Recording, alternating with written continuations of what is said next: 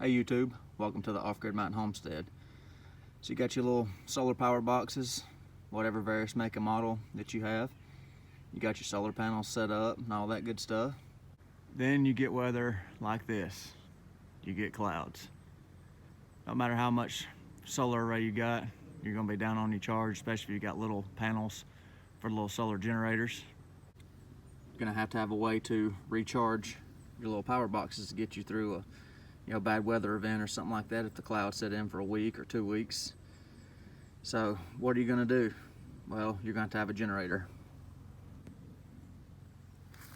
Something like this Honda EU2200i. So you'll need a way to recharge your power boxes when the sun's not out. Because majority of the time, if you're having to use a power box, the weather's gonna be garbage and you're not gonna have any solar input to your boxes, so you won't never get them charged. You're gonna run them flat.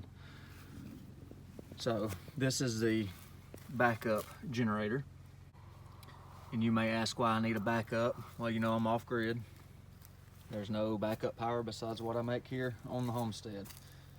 My main generator is a Honda EU3000.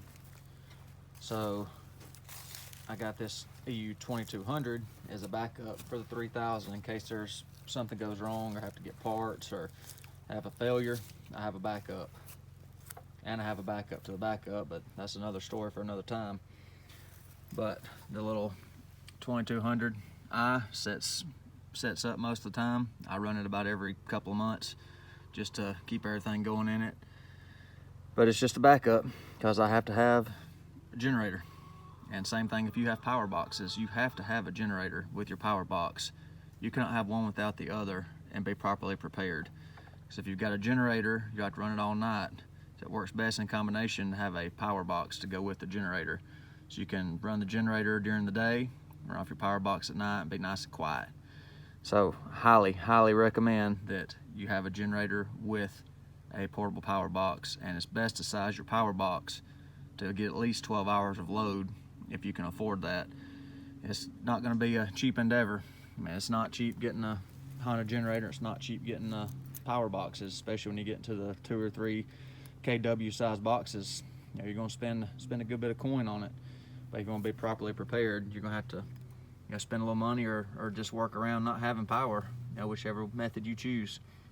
I would recommend something like this EU2200i if you have power boxes, because it's very light. It's only 50 pounds. And no load sound on it from the manufacturer is rated at 50 decibels. Actually a smidge below 50. I think it's 49 decibels at idle with no load. It's a very quiet generator, very reliable. I'll give you a little quick demonstration of how it works. Before I crank up the generator, let's go over some features. This is the companion model. It's capable of 30 amps during a parallel operation if you use the parallel cords. So you can get 2 of these, put them together, have 4,400 watts, and you can get 30 amps out of this twist lock.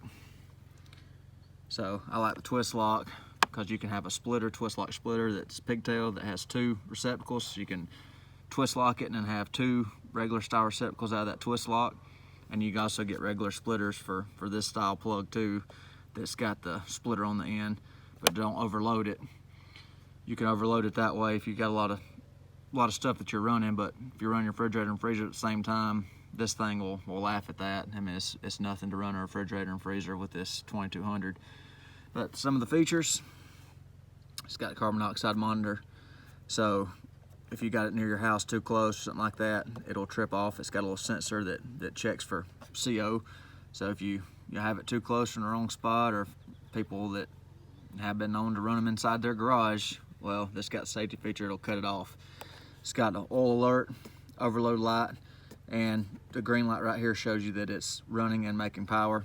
Eco throttle switch, and it's got the Bluetooth in it, and then 2 circuit protectors, 2 breakers right there, that if you overload it before it trips on its own overload alarm, if you had a short or something and it popped before this could react, this will trip right here. Easy to fill. I mean, it'll run a long time on a little smidge of fuel. And the access to all the air filter and stuff and carburetors on this side. So just this little Phillips head screw right there, you can get to everything. And then spark plug access is on this side right here. So you pull this little tab up, and then you get your spark plug to service it. And also, if you want it even quieter, a bunch of these inside surfaces here. This is not factory recommended, but you can get insulating sound tape, and you can tape the inside these little removable plastic pieces, and that will help reduce the sound even more. Just basic service is real easy. It's got a captive screw, so you won't lose it in this cover. I can get it out here one-handed while I'm trying to film, excuse me. So air filter's behind here. It's got a captive nut in there, so you can do your maintenance on it. And if you're not going to run it for a long time, you can always drain your fuel. If you have stale fuel, you can hit the drain screw right there, drain the carburetor down. Everything's plumbed in nice and neat. Overflow hoses and stuff are external to the inside of the generator. And it's an inverter generator, 120 volt, pure sine, makes good clean power. And there's your oil, where you can check your oil and stuff like that. I run synthetic in all my stuff, personal preference. You don't have to run synthetic, but I firmly believe in synthetic oils. Quicker lube up time, better oil cling, and for stuff that doesn't get run a lot, synthetics got higher resistance to turning acidic. So if you've had one sitting a while, when you store this, this is the little vent for the tank. You store it in off position, turn it to the on position, and then come over here, turn your switch to on, and leave it just a few seconds, because this shuts the fuel off to the carburetor as well. So if it's been sitting, leave this on for a few seconds and let the carburetor refill. And they're always easier to start when they're cold if you have the eco throttle off. So now we'll fire it off and do a demonstration. I'm going to use the Bluetooth as well, show you how the Bluetooth works on it. So I've got my Honda Bluetooth app opened up, and going to turn the choke on now and give this thing a rip. So you've seen the previous clip where I turned the fuel on, so I'm going to hit the choke and give it a couple of tugs. It should fire right off. Then just take the choke off after a few seconds. And then come to your eco throttle switch in the front. Turn your eco throttle on.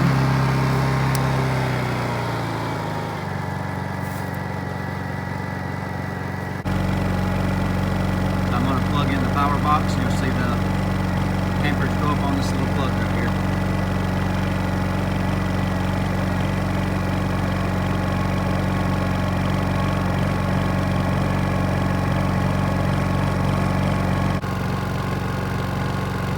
Pulling 1.1 amps, charging the little power box.